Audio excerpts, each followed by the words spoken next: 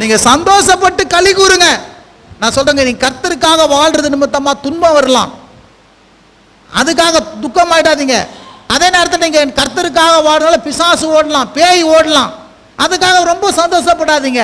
எதுக்கு சந்தோஷப்படுங்க? பேர் கர்த்தர் என்ன எழுதி வச்சுக்கிறார், அதுக்காக. அங்க எழுதி வச்சுக்கிறனால தான் பிசாசு இங்க ஓடுது. அங்க எழுதி வைக்கலன்னா என்ன பண்ண முடியாது, பிசாசு ஓடாது. எத்தனை பேருக்கு விளங்குது நான் சொல்றது? ஹல்லேலூயா. வாசிங்க அடுத்தது 15ஆம் அதிகாரம்.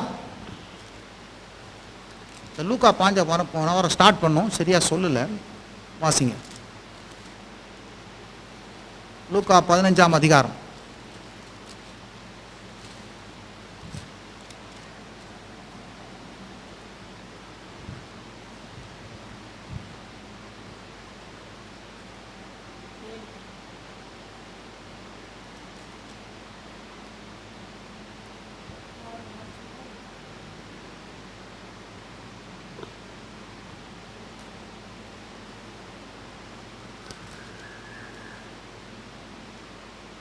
நாலாம் வசனம் வாசிங்க அப்படியே. உங்களில் ஒரு மனுஷன் 100 ஆடுகள் உடையவனாயிருந்து அவர்களில் ஒன்று காணாமற் போனால் 99 ஆடுகளை வனாந்தரத்திலே விட்டு காணாமற் போன ஆட்டை கண்டுபிடிக்கும் அளவும் தேடி திரிவானே. கண்டுபிடித்த பின்பு அவன் சந்தோஷத்தோடு அதை தன் தோள் மேல் போட்டுக்கொண்டு வீட்டுக்கு வந்து சிநேகிதரையும் அயலாத்தாரையும் கூட வரவழைத்து, காணாமற் போன என் ஆட்டை கண்டுபிடித்தேன், என்னோட கூட சந்தோஷப்படுங்கள் என்பான் அல்லவா. பாருங்க, இந்த இடத்துல வந்து கர்த்தர் சொல்றாரு 100 ஆடு இருந்துச்சு. அது எத்தனை ஆடு இருந்துச்சுங்க? 100 ஆடு இருந்துச்சு. 100 ஒன்னு காணாம போச்சு. 100 ஆடு இருந்துச்சு, ஒன்னு காணாத போச்சு. இந்த ஒன்று காணாது போனோம், அந்த ஒன்றை தேடி இதை மேய்ப்பன் என்ன பண்ணுறாரு, போகிறார். ஒன்றை தேடி போய் அதை கண்டுபிடிச்சிட்டோன்னா சந்தோஷத்தோடு அந்த ஆட்டத்தான் என்ன பண்ணுறாரு, தோள் மேலே போட்டுக்கொண்டு வீட்டுக்கு வந்து என்ன பண்ணுறாரு, சிநேகிதரையும் அயலகத்தாரையும் வரவழைத்து, காணாமல் போன ஆட்டை கண்டுபிடித்தேன், என்னோடு கூட என்ன பண்ணுங்க, சந்தோஷப்படுங்கள் என்பேன் அல்லவா. அதுபோல மனம் திரும்ப அவசியமில்லாத 99 ஆடுகளை குறித்து சந்தோஷத்தை உண்டாகிறதை பார்க்கலாம். மனம் திரும்புகிற ஒரு பாவி நிமித்தம் பரலோகத்தில் என்ன பண்ணுங்க, மிகுந்த சந்தோஷம் உண்டாயிருக்கும் என்று உங்களுக்கு சொல்லுகிறேன். இந்த பாருங்க, அந்த காரியத்தை சொல்றாரு. என்ன சொல்றாரு அப்படின்னா, பரலோகம் மிகுந்த சந்தோஷம் உண்டாகுமா. சொல்லுங்க, பரலோகம் என்னதுங்க? மிகுந்த இந்த பரலோகம் மிகுந்த சந்தோஷத்தை உண்டாக்குறது எதனால உண்டாக்குது அப்படின்னா, இங்கே இருக்கிறவங்க காணாமல் போனதல்ல, அவன் கண்டுபிடிக்கப்பட்டவனா மாறணும், அவன் மனம் திரும்புகிறவனா மாறணும். இருந்தா ஒரு ஆமேன்னு சொல்லுங்க. அப்ப எந்த மனுஷன் மனம் திரும்புகிறானோ, ரிப்பெண்ட் ஆகுறானோ, அவன் மந்தையை விட்டு ஓடாம மந்தைக்குள்ள வந்து கலந்து கொள்கிறானோ, அவனை குறித்து கர்த்தர் மிகுந்த சந்தோஷப்படுகிறார். இருந்தா ஒரு ஆமேன்னு சொல்லுங்க. மனம் திரும்புதல், பக்கத்துல சொல்லுங்க, மனம் திரும்புதல். நீங்களும் நானும் மனம் திரும்பி இருக்கிறோம். இன்னும் சில பேர் மனம் திரும்ப வேண்டியது அவசியமா இருக்கிறது. தங்கள் வழிகளை எல்லாம் விட்டு விலகி இது கர்த்தருக்கு ஆகாது என்று சொல்லி எப்போ நம்ம மனம் திரும்புறோமோ அப்போ சொல்லு பாருங்க, அப்போ எஜமானுடைய உள்ளத்தை சந்தோஷப்படுத்தும். இருந்தா ஒரு ஆமேன்னு சொல்லுங்க. ஹல்லேலூயா. கர்த்தர் சொல்ல பரலோகத்தை சந்தோஷப்படுத்துகிற வேலையில நம்ம இருக்கிறோம். பரலோகம் நம்ம நிமித்தமா சந்தோஷம் அடையணும். எப்பங்க சந்தோஷம் அடையணும்? நம்ம வந்து பாவ வழியிலையும் பொல்லாத வழியிலையும் தேவனுக்கு பிடிக்காத வழியில போனா பரலோகம் சந்தோஷப்படாதுங்க. எப்போ எஜமானுடைய தோளின் மேல வந்து மீண்டும் மந்தைக்குள்ள வந்து எஜமானுடைய உள்ளத்தை எப்போ சந்தோஷப்படுத்துறோமோ அப்போ பரலோகமும் என்ன பண்ணுங்க, அப்ப மனம் திரும்புதல் ரொம்ப ரொம்ப முக்கியம். சரி, இருந்தா ஒரு ஆமேன்னு சொல்லுங்க. நிச்சயம் சொல்றேன் பாருங்க, தேவ ஜனங்களே, நம்ம மனம் திரும்பி கொண்டே இருக்கணும். நேற்று வேற மாதிரி இருந்தோம், இன்னைக்கு இன்னும் வேற மாதிரி இருக்கணும். நேற்று எப்படியோ இருந்தோம், இன்னைக்கு அதிகமாய் நம்ம என்ன பண்ணோம், சரியாக வேண்டியது அவசியமாய் இருக்கிறது. எத்தனை பேருக்கு விளங்குதுங்க? எவ்வளவுக்கு எவ்வளவா தேவனோடு கூட ஒப்புரவாகிறோமோ, எவ்வளவுக்கு எவ்வளவா தேவனுடைய சமூகத்தில் நாடி வருகிறோமோ, நம்முடைய தப்புக்காக மனம் வருந்துகிறோமோ, தப்புக்காக மன்னிப்பு கேட்கிறோமோ, நான் சொல்றேன் அது மனம் திரும்புதல். கர்த்தர் மனம் திரும்பும் போது நான் சொல்றேன் சந்தோஷப்படுவாருங்க. இருந்தா ஒரு பரலோகமே சந்தோஷப்படும். சொல்லுங்க, பரலோகமே சந்தோஷப்படும். அதனால சொல்றோம் பாருங்க, நம்ம ஒவ்வொரு நாளும் இந்த ஆராதிக்கும் போது, வசனத்தை கேட்கும் போது, ஆண்டவரே எனக்குள்ளாக தப்பு தண்டா இருந்தா, நான் இன்னும் மனம் திரும்ப வேண்டியது அவசியமா இருந்தா, நான் இன்னும் என்ன என் காரியத்தை எதெல்லாம் சீர்படுத்த வேண்டியது அவசியமா இருந்தா, அதெல்லாம் என்னை சீர்படுத்த எனக்கு உதவி செய்யுங்க என்று சொல்லி அவர் திறந்த உள்ளத்தோடு அவர் சமூகத்தில் வரும்போது நான் சொல்றேன் பாருங்க, அவர் தோளின் கீழே ஆட்டா இருப்போம், அவரால் கண்டுபிடிக்கப்பட்டவர்களா இருப்போம், அவர் நம்ம நிமித்தமா சந்தோஷப்படுவாரு. அது மாத்திரம் பரலோகமே சந்தோஷப்படுங்க. இருந்தா ஒரு ஆமேன்னு சொல்லுங்க. அதனாலதான் நாங்க என்ன பண்றோம், ஒவ்வொரு நாளும் ஆடுகளை தேடி செல்றோம், ஒவ்வொரு நாளும் ஜனங்களை தேடி சொல்றோம், புத்திமதிகளை சொல்லுகிறோம், மந்தையை விட்டு போகாதேன்னு சொல்லுகிறோம். மந்தையை விட்டு போனா ஓனாய் உன்னை சாப்பிட்றோன்னு சொல்றோம், ஓனாயினால பீறி போவேன்னு சொல்றோம். இருந்தா ஒரு ஆமேன்னு சொல்லுங்க. ஹல்லேலூயா. ஆகவே மனம் திரும்புதல் ரொம்ப அவசியம். அது என்ன? இயேசுவை சந்தோஷப்படுத்தும், பரலோகத்தில் இருக்கிற தேவனை சந்தோஷப்படுத்தும். நீயும் நானும் என்ன பண்ணோம், எண்ணங்களிலே, சிந்தனைகளிலே, என்ன ஓட்டங்களிலே நான் இப்படி இனி நடக்கக்கூடாது, தேவனுக்கு பிரியமானவனா நடக்க வேண்டும் என்று சொல்லி ஒவ்வொரு நாளும் நம்ம என்ன பண்ணோம், மனம் திரும்பி கொண்டே இருக்கணும், மனம் மறுரூபமாகி கொண்டே இருக்கணும். பட்டாம்பூச்சியை போல கூட்டு புழுவிலிருந்து சிறகடிக்கிற பட்டாம்பூச்சியை போல நம்ம என்ன பண்ணோம், பல வண்ண பறவையை போல என்ன பண்ணோம், அழகாய் மாறிக்கொள்ள வேண்டும். இருந்தா ஒரு ஆமேன்னு சொல்லுங்க. அதுதாங்க அந்த மனம் திரும்புதல் வர வர வர பரலோகத்தை சந்தோஷப்படுத்துவோம், எஜமான நாம என்ன பண்ணுவோம், சந்தோஷப்படுத்துவோம். வாசிங்க திருப்போம், அதுலயே சொல்றாரு பாருங்க. அன்றியும் 8ஆம் வசனம். ஒரு ஸ்திரீ 10 வெள்ளிக்காசை உடையவளாய் இருந்து அதிலே ஒரு வெள்ளிக்காசு காணாமற் போனால் விளக்கை கொளுத்தி வீட்டை பெருக்கி அதை கண்டுபிடிக்கும் வரைக்கும் ஜாக்கிரதையாய் தேடாமல் இருப்பாளோ? கண்டுபிடித்த பின்பு தன் சிநேகிதிகளையும் அயல் வீட்டுக்காரிகளையும் கூட வரவழைத்து காணாமற் போன வெள்ளிக்காசை கண்டுபிடித்தேன், என்னோட கூட சந்தோஷப்படுங்க என்பாள் அல்லவா? அதுபோல மனம் திரும்புகிற ஒரு பாவி நிமித்தம், மனம் திரும்புகிற ஒரு பாவி நிமித்தம் தூதருக்கு முன்பாக சந்தோஷம் உண்டாயிருக்கிறது. தேவனுடைய தூதர்களுக்கு முன்பாக என்ன பண்ணுது, சந்தோஷம் உண்டாயிருக்கிறது. பாருங்க. அப்ப பாருங்க, நம்ம காணாமல் போனவர்களா இருக்கக்கூடாது. நிறைய பேர் என்ன பண்ணுவாங்க, சபையில இருப்பாங்க, திடீர்னு காணாத போயிடுவாங்க. சபையில இருப்பாங்க, திடீர்னு காணாம, ஆமா, அட்ரஸ் காணாத போயிடும். இல்லை, அங்கே தாங்க வீடு இருந்தாங்க, வீடு காலி பண்ணி போயிட்டாங்க, சொல்லாம கொள்ளாம காலி பண்ணி போயிட்டாங்க. நான் சொல்றேன், நீங்களும் நானும் காணாமல் போன லிஸ்ட்ல இருக்கக்கூடாது. சொல்லுங்க, காணாமல் போன லிஸ்ட்ல. ஆண்டவர் சொல்ற, அப்படி காணாமல் போனதால ஆண்டவர் என்ன பண்ணுவாரு, கண்டுபிடிப்பாரு, தேடி வந்து. இருந்தா ஒரு ஆமேன்னு சொல்லுங்க. ஆண்டவர் சொல்ல, கண்டுபிடிச்சவங்களை பத்தி சொல்றாரு. அவர் என்ன சொல்றாரு, நான் கண்டுபிடிச்சிட்டேன், உங்களை கண்டுபிடிச்சதுனால சந்தோஷம். இருந்தா ஒரு ஆமேன்னு சொல்லுங்க. ஹல்லேலூயா. அதனால நான் எப்பப்போ கர்த்தர் என்ன சொல்றேன், அப்பப்போ காணாது போயிட்டோம், அப்பப்போ என்ன பண்ண, சில பிள்ளைங்க இருக்கும் அப்பப்போ காணாது போயிடும், அப்பப்போ தொலைஞ்சு போகிறோம். சில பேர் இதே வழக்கமாக இருப்பாங்க, தொலைஞ்சு போகிறதும் காணாது போகிறதும். நீங்கள நான் என்ன பண்ணக்கூடாது, ஏதோ ஒரு காலத்து காணாமல் போனோம், கண்டுபிடிச்சிட்டாரு, ரைட், கர்த்தருக்கு தோத்திரம், அப்படி தான் இருக்கணும். ஹல்லேலூயா.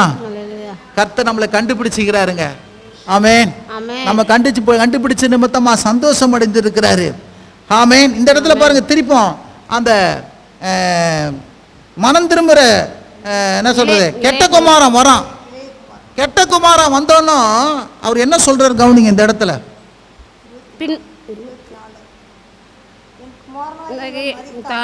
திரும்பவும் உயிர் தெழுந்தான். இவன் குமாரனாகி இவன் மரித்தான், உயிர்ப்பித்தான், காணாமல் போனான், திரும்பவும் என்ன பண்ணப்பட்டான், காணப்பட்டான். அப்படியே அவர்கள் சந்தோஷப்பட தொடங்கினார்கள். அப்படியே அவர்கள் சந்தோஷப்பட தொடங்கினார்கள். இருந்த ஒரு ஆமென் சொல்லுங்க. இவன் காணாமல் போனான், கண்டுபிடிச்சாரு, தொலைந்து போனான், கண்டுபிடிச்சாரு, மரித்தான், என்ன பண்ணாரு, உயிரோடு கூட எழுப்பினாரு. சந்தோஷப்பட வேண்டியது அவசியம் என்று. அப்ப பாருங்க, ஒரு விஷயம் கவனிங்க. இந்த இயேசுவை ஏன் அறிவிக்கணும், இந்த இயேசு கிறிஸ்துவை ஏன் சொல்லணும் அப்படின்னா, இந்த பாவி மனம் திரும்ப வேண்டியது அவசியமா இருக்கிறது. சொல்லுங்க, பாவி மனம் திரும்ப வேண்டியது அவசியமா இருக்குது. இயேசு பிறந்த போதும் அந்த சந்தோஷம் உண்டாகும், அவர் உயிர் தெழுந்ததையும் சந்தோஷம் உண்டாகும், அவரை குறித்து அறிவிக்கும் போதும் சந்தோஷம் உண்டாகும். அவரை குறித்து சுவிசேஷம் சொல்லும் போதும் என்ன பண்ணுது, மிகுந்த சந்தோஷம் உண்டாகுது. அவரை குறித்து பாவிகிட்ட சொல்லும் போது அவன் என்ன பண்றான், மரிச்சிருந்தாலும் அவன் உயிரோடு கூட எழுப்புறான். பாருங்க, லாசரு மரிச்சிட்டான், ஒரே துக்கம். ஆனா உயிர் தெழுந்த பிறகு என்ன பண்ணுது, அந்த பெத்தானியாவே மிகுந்த சந்தோஷம் பெற்றது.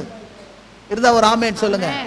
அவர் அந்த அந்த என்ன பண்ற, அந்த நாயின் ஒரு விதவை பொண்ணு வீட்டுக்கு போறாரு. அங்க எல்லாம் துக்கம் பண்ணி அழுகுறாங்க. ஆனா உயிர் தெழுந்தவனா என்ன பண்ணுது, சந்தோஷம் உண்டாயிடுச்சு. இருந்தா ஒரு ஆமேன்னு சொல்லுங்க. நான் சொல்றேன் பாருங்க, இயேசு என்ன செய்யறாரு, தொலைந்து போனதை தேட வந்திருக்கிறாரு, காணாமல் போனதை கண்டுபிடிக்க வந்திருக்கிறாரு, மரித்தவர்களா இருந்தான் உன்னை கண்டுபிடிக்க வந்திருக்கிறாரு, உயிரோடு கூட எழுப்ப வந்திருக்கிறாரு. அல்லேலூயா. என்னையா சொல்றேன், எந்த விதத்திலையும் வாழ்க்கையில போராட்டமும் கண்ணீரும் இருக்கக்கூடாது. வாழ்க்கையில எப்போதும் என்ன பண்ணாங்க, சந்தோஷம்தான் இருக்கணும் அப்படின்னு சொல்லிட்டு என்ன பண்றாரு, அவர் விரும்புகிறவராக இருக்கிறார். ஹல்லேலூயா, ஹல்லேலூயா, ஹல்லேலூயா. இன்னொரு வசனத்தை எடுத்து படிங்க.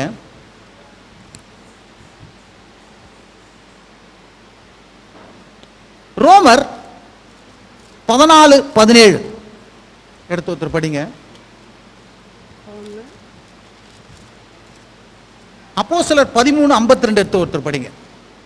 தேவனுடைய ராஜ்யம், தேவனுடைய ராஜ்யம் புசிப்பும் குடிப்பும் அல்ல, அது புசிப்பும் குடிப்பும் அல்ல, அது நீதியும் சமாதானமும், அது நீதியும் சமாதானமும் பரிசுத்த ஆவியினால் உண்டாகும் சந்தோஷமாய் இருக்கிறது. பரிசுத்த ஆவியினால் உண்டாகிற சந்தோஷமாய் இருக்கிறது. ரோமர் 14:17 சொல்லுங்க. ரோமர் 14 புசிப்பும் குடிப்பும் அல்ல. தேவனுடைய ராஜ்யம் என்பது என்னது? சில பேர் என்ன, எப்போதும் புசிப்போம், எப்போதும் சாப்பிடும். சில சர்ச்சைகளை போனால் எப்போ பார்த்தாலும் டின்னர், எப்போ பார்த்தாலும் சாப்பாடு. அன்னைக்கு போய் பார்த்தேன் ஒரு சர்ச்சில், ஒரு கிச்சனில் இருக்க வேண்டியது ஐட்டம் எல்லாம் இருக்குது.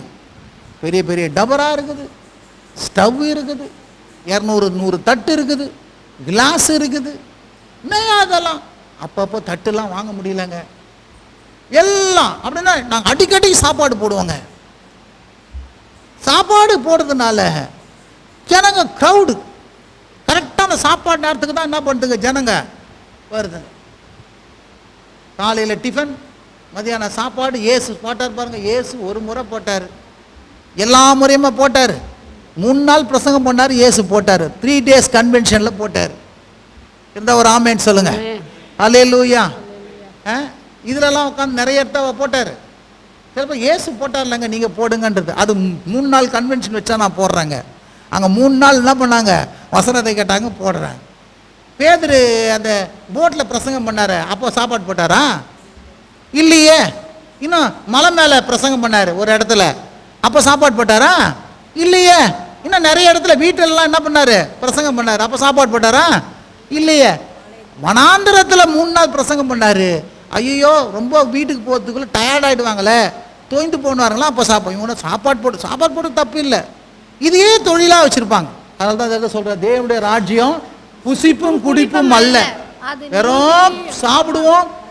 என்னதுங்க, சில பேர் கேட்குவான், என்ன எப்போ ஜோம் பண்ணுறியா பாஸ்டர்? பாஸ்டர் ஜோம் பண்ணுறேன். என்ன எப்போ ஜோம் பண்ண? 3 வேளை ஜோம் பண்ணுறேன். தானியல் போல் 3 வேளை ஜோம் பண்ணுறானே. இல்லை பாஸ்டர், காலையில் சாப்பிட சொல்ல, மதியானம் சாப்பிட சொல்ல, நைட்டு சாப்பிட சொல்ல, தோத்தனம் சொல்லி சாப்பிட்றோம் பாஸ்டர். பரவாயில்லடா, 3 வேளை நல்லா ஜோம் பண்ணுறேன். ஆமே. அவனுக்கு வெறும் புசிக்க சொல்ல தான் சோத்திரம் சொல்லுவான்.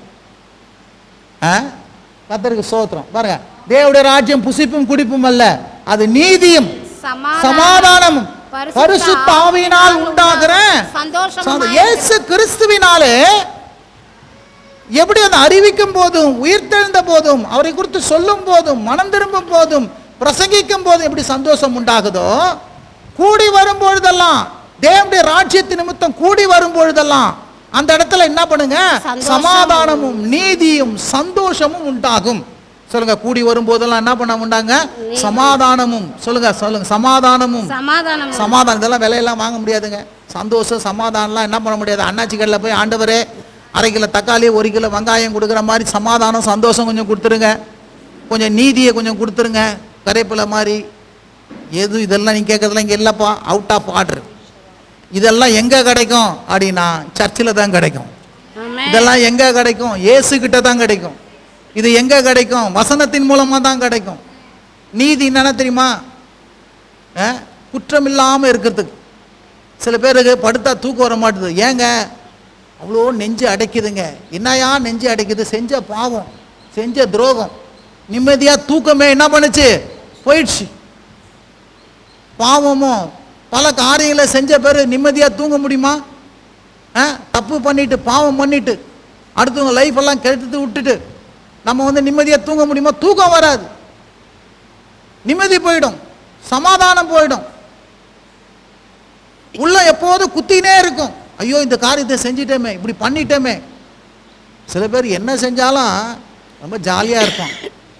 ஏன்னா அவனுக்கு வந்து என்ன சொல்கிறது, லேசு, துன்மார்க்கம், சூடு உண்ட மனசாட்சி. என்ன சொன்னாலும் என்ன பண்ணாது, வா. சரியா? அப்போ தேவனுடைய ராஜ்யம் புசிப்பும் குடிப்பும் அல்ல, அது பரிசுத்த ஆவியினால் உண்டாகிற சந்தோஷம். இருந்தா ஒரு ஆமேன் சொல்லுங்க. நான் சொல்றேன், கூடி வரும்போதெல்லாம் இந்த பரிசுத்த ஆவியினால உண்டாகிற சந்தோஷம் பாருங்க, அது விலையேற பெற்றது. அந்த சமாதானம், அந்த நிம்மதி வரம் பாருங்க, உன் வாழ்க்கையை ரொம்ப கிளீனா வச்சுக்கும், உன் வாழ்க்கையை சுத்தமா வச்சிருக்கும், உன் வாழ்க்கையை ஆசீர்வாதமா வச்சிருக்கும். இருந்தா ஒரு ஆமேன் சொல்லுங்க. அதை விட்டுட்டு எப்படி வேணா வாழலாங்க, என்ன வேணா செய்யலாங்க, கடவுள் நம்மளை போயிட்டு என்ன பண்ணுவார், ஆசீர்வச்சிருப்பாருங்க. இல்லைங்க. தேவனுடைய ராஜ்யம் சொல்லுங்க, தேவனுடைய ராஜ்யத்தில் என்ன ஆகுதுங்க? நீதியும் சமாதானமும் சந்தோஷம். இருந்தா ஒரு ஆமேன் சொல்லுங்க. ஹல்லேலூயா, ஹல்லேலூயா. அடுத்து ஒரு வசனத்தை வாசிங்க. அதுலயே 13ஆம் அதிகாரம் 52ஆம் வசனம். அப்போஸ்தலர்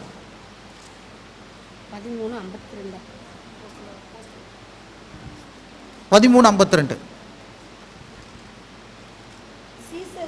சீஷர்கள் சந்தோஷத்தினாலும் பரிசுத்த ஆவியினாலே நிரப்பப்பட்டார்கள். சீஷர்கள் பாருங்க, பரிசுத்த ஆவியானவரே சந்தோஷம்தான்.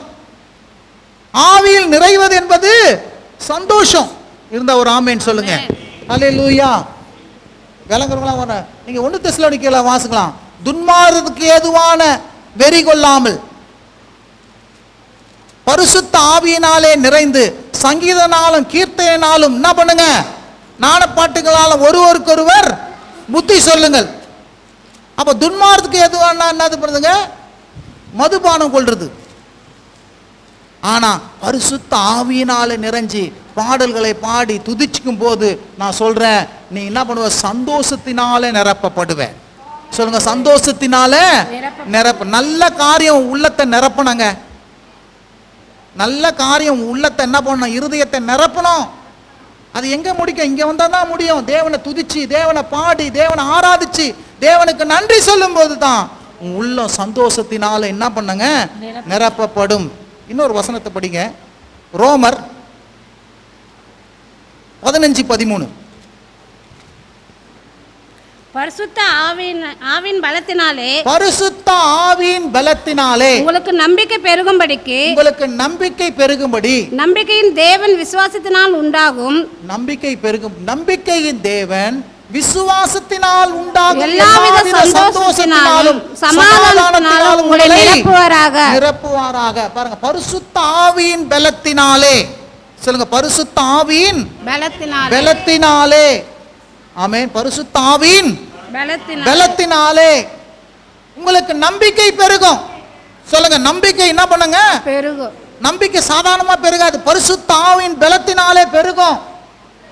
நம்பிக்கையின் தேவன், சொல்லுங்க, நம்பிக்கையின் தேவன் விசுவாசத்தினால் உண்டாகும். சொல்லுங்க, விசுவாசத்தினால் உண்டாகும் எல்லாவித சந்தோஷத்தினாலும். அப்ப பாருங்க, விசுவாசத்தினாலே தான் சந்தோஷம் உண்டாகும்.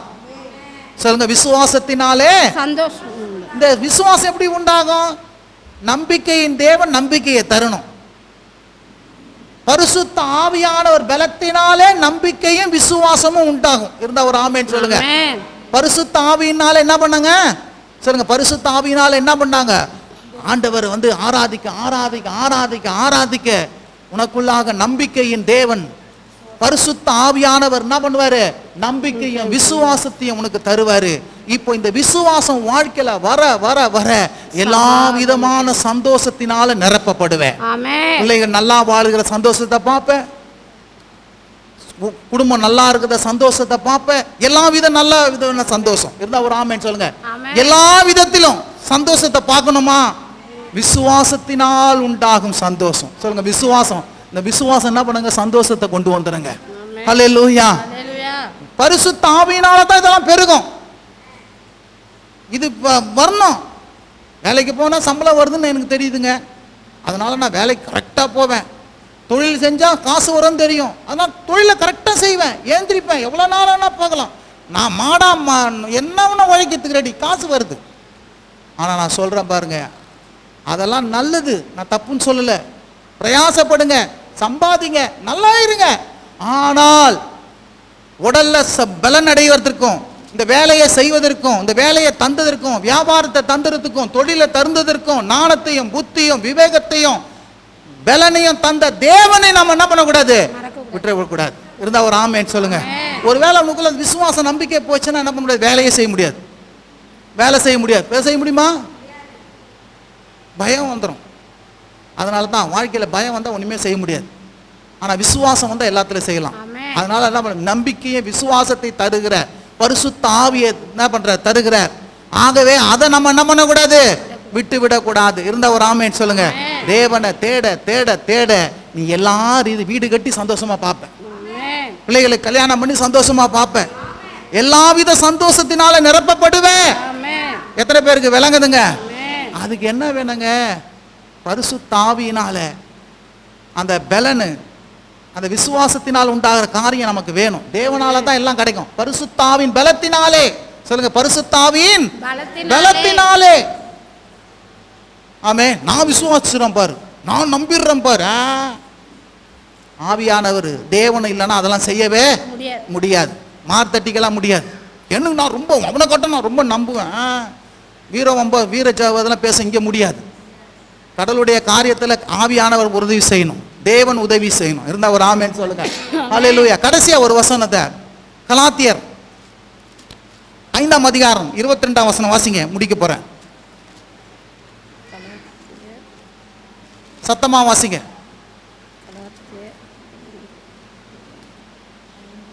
வாசிங்க சொல்லுங்க. ஆவியின் கனியும் அன்பு, சந்தோஷம், சமாதானம், நீடிய பொறுமை, தயவு, நற்குணம், விசுவாசம், சாந்தம், இச்சையடைக்கும், இப்படிப்பட்டவர்களுக்கு விரோதமான பிரமாணம் ஒன்றும் இல்லை. நல்லா பஸ்லம் 3 பஸ்லம் போடுங்க. ஆவியின் கனியோ. ஹலோ, ஆவியின் கனியோ, மாம்சத்தின் கனி இல்ல, ஆவியின் கனி. நீ மெய்யாகவே நீ ஆண்டவருக்கு கனி கொடுக்குறியா? உனக்கு கனி நிறைந்து இருக்குதா? ஆண்டவர் சுத்தம் பண்றாரா? மிகுந்த கனிகளை கொடுக்கிறாரா? மிகுந்த கனிகளை கொடுக்கிறதுனால பிதா சந்தோஷப்படுகிறாரா? அப்போ ஆவியின் கனின்னா என்னது? ஆவியின் கனினா என்னது? அன்பு இருக்குதா உன் வாழ்க்கையில? நான் செய்யறது மற்றவங்களுக்கு எந்த விதமான என்ன பண்ணக்கூடாது? பாதிப்பு வரக்கூடாது. சில பேர் நான் லவ் பண்றேங்க, அடுத்தவனுக்கு பாதிப்பு ஏற்பட்டுமாங்க அது